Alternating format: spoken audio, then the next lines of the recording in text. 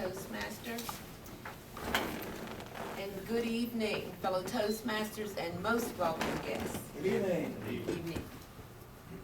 I'm not feeling very well this evening because I'm mad.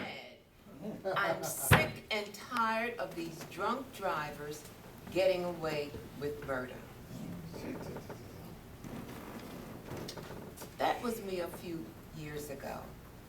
Since that time, one Linda Walsh conceived an organization after her 32-year-old daughter was struck by a drunk driver and killed instantly.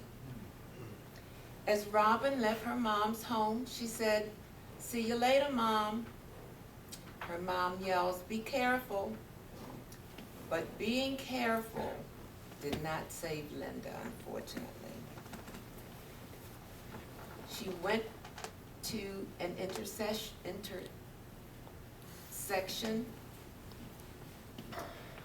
There, in the middle of the intersection, this drunk driver went through a red light, rammed her car broadside, killing her instantly. That drunk that killed Robin had recently been convicted of drunk driving, and he had just 2 months prior gotten out of jail because of his bad habit.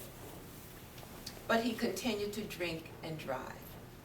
When Robin was killed, it sparked a movement whose main mission was to save lives. Linda Walsh said enough is enough.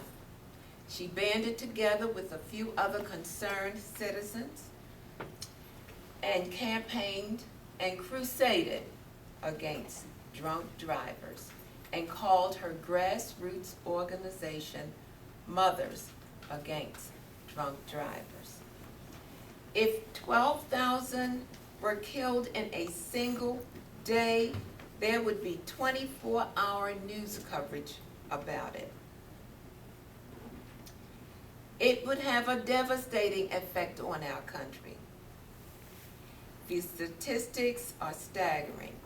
In 2008, there were 12,998 persons killed on our highways. 500,000 were injured as a result of drunk drivers. That's terrible. There are 2 million, 3 times or more repeat offenders on the road. There are 400,000, 5 times or more repeat offenders on the road. The reason people continue to drink and drive, do you know why? Simply because they can. But something must be done because they simply don't have any inkling of what the family goes through when something tragic happens as a result of their bad judgment. When you lose a friend or a loved one by a drunk driver, you spend a lot of time thinking about what if this had happened? What if that had happened?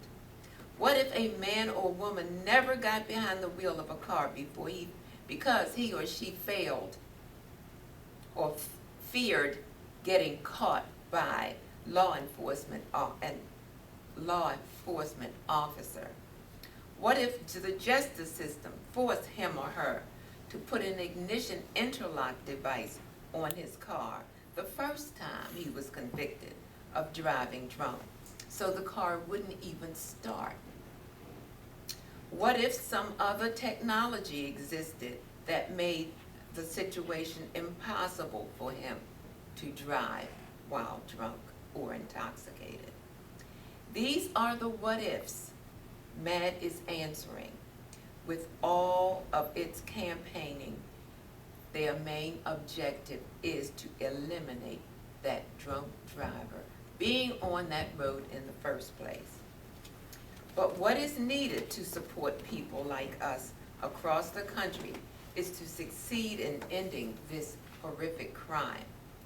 Each of us should adapt the policy. If I drink, I will not drive. Or if I do drink, I'll designate a non-drinker to drive. What the organization is doing is petitioning state and governors all over the country to consider legislation that would make it harder for people convicted of drunk driving never ever to do it again.